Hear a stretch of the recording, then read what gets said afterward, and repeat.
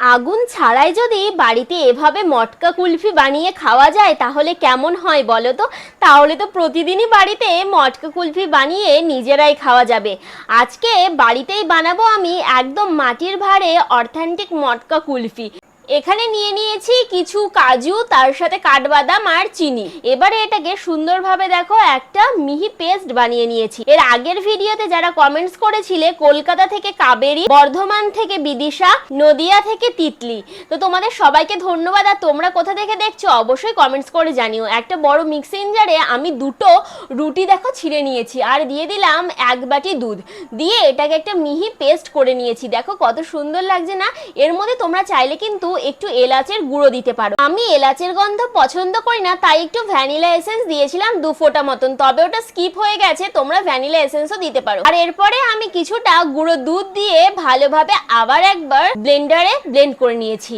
আর যে দুধটা আমি ব্যবহার করেছিলাম সেটাকে জাল করে আমি একদম ঠান্ডা করে নিয়েছিলাম।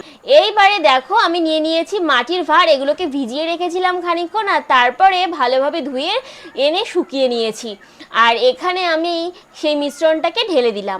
যেহেতু মটকা কুলফি সেহেতু তো মাটির ভাঁড়েই করতে হবে, তো এই মাটির ভাঁড়ে আমি ঢেলে নিয়ে এখানে দেখো দিয়ে দিলাম কিছু কাজু আর কাঠবাদাম কুচি। আমার একটু ড্রাই ফ্রুট বেশি পছন্দ, তাই আমি একটু বেশি বেশি করেই দিলাম, তোমরা চাইলে আরও কমও দিতে পারো। আর এরপর একটা কাগজের সাহায্যে এটার মুখটাকে বেঁধে দিতে হবে। দেখো কত সুন্দর করে বেঁধে দিয়েছি, কত সুন্দর লাগছে না দেখতেই।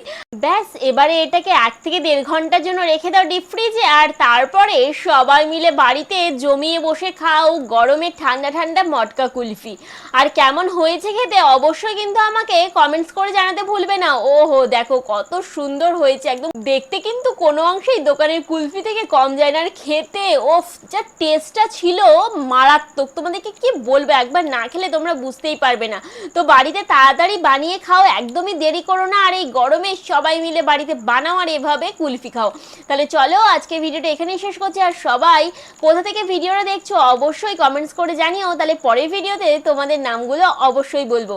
আর যদি কেউ বাদ পড়ে যাও তাহলে তারাও কমেন্টস করে জানাতে পারো। তাহলে চলো আজকে ভিডিওটা এখানেই শেষ করি আর আমি কুলফি খেতে থাকি। টাটা।